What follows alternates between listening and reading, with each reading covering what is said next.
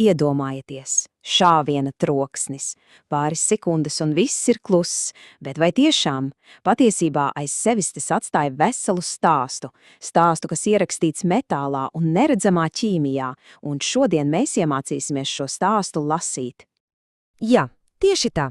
Ko tad īsti atklāja viens vienīgs šāviens? Tas ir daudz vairāk nekā tikai lode, kas trāpa mērķī. Drīzāk tas ir kā sarežģīta pierādījumu ķēde, kas tikai gaida, kad kāds to atšķitinās. Padomājiet, katra sīkākā detaļa, katra mikroskopiskā skrambiņa, katrs neredzamais puteklītis, tas viss slēp kādu daļu no atbildes. Kā pie velna izmeklētāji var paskatīties būtībā uz neko, uz kaut kādiem putekļiem un pateikt, no kurienes un cik tālu šāvējs stāvēja? Tas izklausās gandrīz neiespējami, bet ķersimies klāt un sāksim ar pašiem pamatiem. Lai saprastu visu šo stāstu, mums vispirms ir jāiemācās valoda, kurā tas ir rakstīts. Tāpēc sāksim ar pašu sākumu, ar to sprādzienu vīstamo mirkli ieroča iekšienē un ar tām pēdām, kas rodas acu mirklī. Un ziniet, kas ir interesanti? Tas viss notiek vienā acu mirklī. Tātad, pirmais solis. Triecienā data iededzina kapsuli, bum! Otrais, tas aizdedzina pulveri, kas rada vienkārši milzīgu gāzes spiedienu. Trešais, šis spiediens burtiski izšauj lodi ārā pa stobru, un ceturtais mehānisms izmet laukā jau tukšo čaulīti.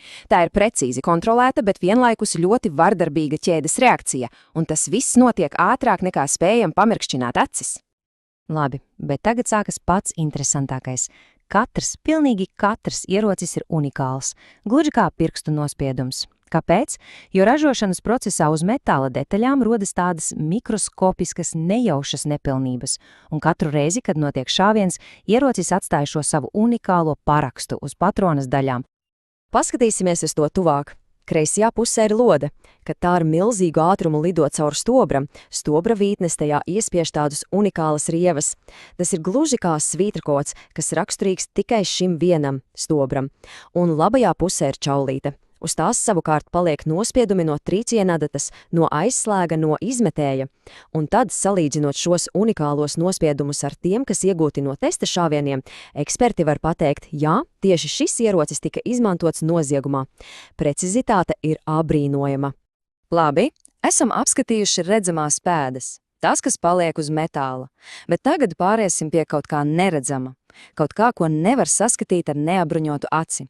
Katrs šāviens gaisā izmet veselu mākoni ar mikroskopiskām daļiņām, tādu kā klusējošu liecinieku. Šīs daļiņas sauc par šāviena produktiem jeb GSR, tās rodas, kad sprākst patronas kapseles inicijējošais sastāvs, bet lūk, te ir tas izšķirošais moments, to ķīmiskais sastāvs. Eksperti meklē ļoti īpašas, gandrīz ideāli apaļas daļiņas, kas vienlaicīgi satur 3 konkrētus elementus – antimonu, bāriju un svinu. Un tieši šī kombinācija visi 3 vienā daļiņā padara tās praktiski par unikālu šāviena pierādījumu.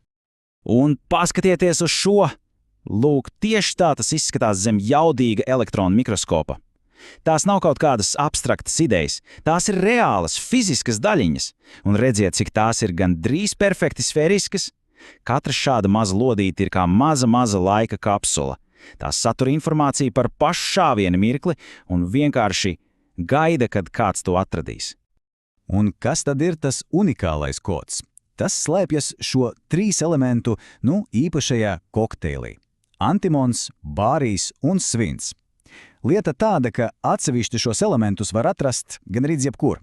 Teiksim, bremžu klučos, krāsās, bet tas maģiskais brīdis ir tad, kad visi 3 ir sakausēti kopā vienīgā mikroskopiskā daļiņā. Lūk, tas ir tas, kas kliedz šāviens. Kriminālistikas pasaulē to sauc par zelta standartu. Drošāk vairs nevar būt. Labi, bet cik mazas ir šīs daļiņas? Mēģināsim to ielikt perspektīvā. Padomājiet par vienu cilvēka matu. Šīs daļiņas ir kādas 20 reizes mazākas. 20. Tās ir tik nenormāli sīkas, ka mēģināt tās atrast, tas ir kā meklēt adatu nevis siena kaudzē, bet gan veselā putekļu vētrā. Labi, bet kur tad šis neredzamais mākonis nosēžas? Atbilde ir vienkārša – pilnīgi visur. Tas nosēžas uz šāvēja rokām, uz apģērba, protams, uz upura vai mērķa, visā tuvākajā apkārtnē, un, kas ir svarīgi, šīs daļiņas var tikt pārnestas no rokas uz galda, no drēbēm uz auto sēdekli, tā veidojas tāds sarežģīts, bet pilnībā izsekojams pēdu tīkls, kas savieno cilvēkus, priekšmetus un pašu notikuma vietu. Tātad mums ir šīs mikroskopiskās pēdas. Tagad dosimies uz vietu, kur tās atdzīvojas, uz laboratoriju. Paskatīsimies, kā zinātnieki šos sīkos pierādījumus atrod un analizē. Un es varu pateikt, tas ir process, kurā apvienojas vismodernākās tehnoloģijas ar, tādu gandrīz vai pedantisku precizitāti. Un šis process nav kaut kāda patvaļa, protams. To visu ļoti stingri regulē starptautiski standarti, kā piemēram ASTM E1588. Ko tas nozīmē praksē? Tas nozīmē, ka analīzes metodes ir uzticamas, tās ir atkārtojamas un, kas svarīgi, rezultāti ir salīdzināmi starp laboratorijām visā pasaulē. Nav svarīgi, vai analīze veikta Rīgā vai Ņujorkā, rezultātam jābūt vienādam. Galvenais instruments, kas to visu padara iespējamu, ir skenējošā elektronu mikroskopija, apvienojumā ar enerģijas dispersijas rentgena spektrometriju. Saīsināti to sauc par SEM/EDS. Un šis aparāts ir fantastisks. Tas ne tikai ļauj ieraudzīt šīs sīkās daļiņas, bet tas vienlaicīgi gandrīz acumirklī pasaka to precīzu ķīmisko sastāvu un apstiprina, jā, te ir tā unikālā kombinācija – antimons, bārijas un svins. Un, protams, tehnoloģijas attīstās, tās nestāv uz vietas.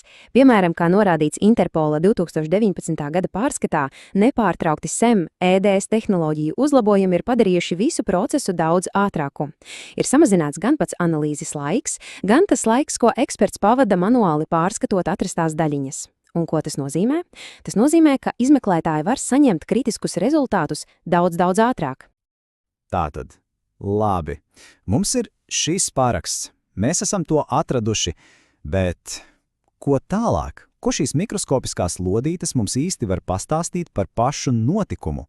Izrādās, ka ļoti daudz, jo vissvarīgākais ir nevis tikai tas, kā tās tur ir, bet kā tās tur ir. To izkliede, tā ir kā karte. Principā te viss ir pārsteidzoši vienkārši un loģiski. Padomāsim par parasto aerosola krāsas baloniņu. Ja pūšam krāsu ļoti tuvu pie sienas, kas notiek? Paliek mazs, blīvs, koncentrēts aplis. Pareizi. Bet ja paejam tālāk un pūšam no attāluma, krāsa izkliedējas pat daudz lielāku laukumu, tā ir retāka. Precīzi tas pats notiek ar šīm šāviena paliekām. Labi, teorija ir teorija, bet kā tas viss izskatās reālajā dzīvē? Kā šī mikroskopiskā pasaule ietekmē īstas nopietnas lietas? Tagad apskatīsim vienu konkrētu gadījumu. Gadījumu, kurā tieši šīs sīkās neredzamās daļiņas kļuva par to vienīgo pavadienu, kas palīdzēja atšķirt pašnāvību no kaut kāda daudz drūmāka. Tā tad bija viena ļoti pretrunīga lieta. Sākotnējā versija – pašnāvība. Viss it kā skaidrs. Bet tad iejaucās eksperti ar saviem mikroskopiem, un Interpola ziņojumā parādījās fakti.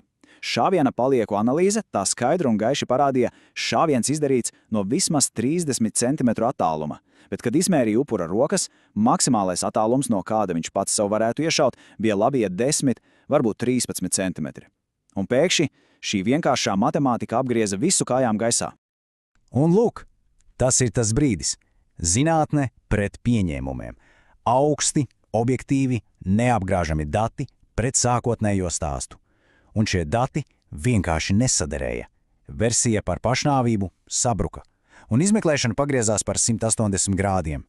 Tās mikroskopiskās daļiņas, tās burtiski kliedza patiesību, daudz skaļāk nekā to spētu jebkurš cilvēks.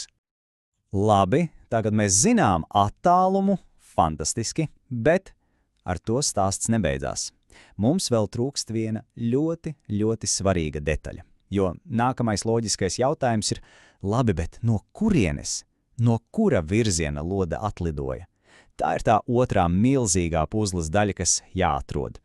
Un te, tālāk nāk fizika. Līdz šim bija ķīmija, tagad fizika. Vienkāršoti sakot, izmeklētāji izmanto lodes atstāto ceļu, lai saprastu, no kurienes tā nākusi. Iedomājieties, ka caur lodes atstāto caurumu izvelk taisnu auklu. Vai vēl modernāk, izmanto lāzera staru.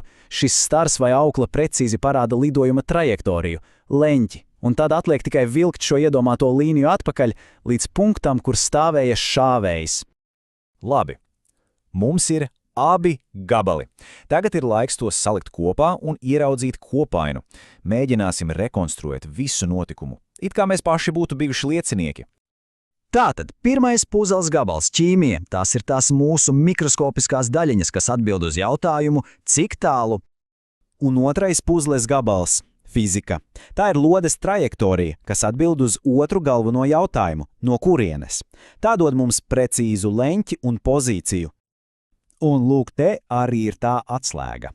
Tā ir šīs sinerģijas starp ķīmiju un fiziku. Viena zinātne pasaka attālumu, otra virzienu. Saliekot abas kopā, pēkšņi minējumi pazūd. To vietā ir fakti. Un izmeklētāji var atjaunot notikuma ainu ar, gandrīz vai biedējošu precizitāti. Bet cik tad uzticām ir šī zinātne? Lūk, bija viens ļoti plašs pētījums. Tajā piedalījās 126 dažādi ieroču eksperti, un viņi veica čaulīšu salīdzināšanu. Un kopējais kļūdu līmenis, ko viņi konstatēja, bija 0%. Jā, 0. Tas, protams, nenozīmē, ka kļūdas nav iespējamas, bet tas pasvītro to, cik apbrīnojami uzticām ir šī disciplīna, ja visu dara pareizi un to dara kompetenti eksperti. Tomēr, lai arī cik spēcīgi ir zinātne, galu galā eksperti ir tikai cilvēki, un cilvēkiem mēdz būt neobjektivitāte. Tāpēc mūsdienu kriminālistikā milzīga uzmanība tiek pievērsta tam, lai to mazinātu. Ir izstrādātas īpašas procedūras, lai, teiksim, lieka informācija par lietas apstākļiem neietekmētu eksperta slēdzienu par pēdām. Mērķis ir nodrošināt maksimālo objektivitāti. Un tas viss mūs noved pie viena pēdējā pārdomu vērta jautājuma. Tehnoloģijas kļūst arvien jaudīgākas, arvien gudrākas. Vai varētu pienākt diena, kad kāds algoritms, mākslīgais intelekts, spējas atrisināt noziegumu, balstoties tikai uz šiem neredzamajiem pierādījumiem, pilnībā bez cilvēka iejaukšanās? Tas ir jautājums par to, kur nākotnē būs robeža starp tehnoloģiju un cilvēka pieredzi, varbūt pat intuīciju.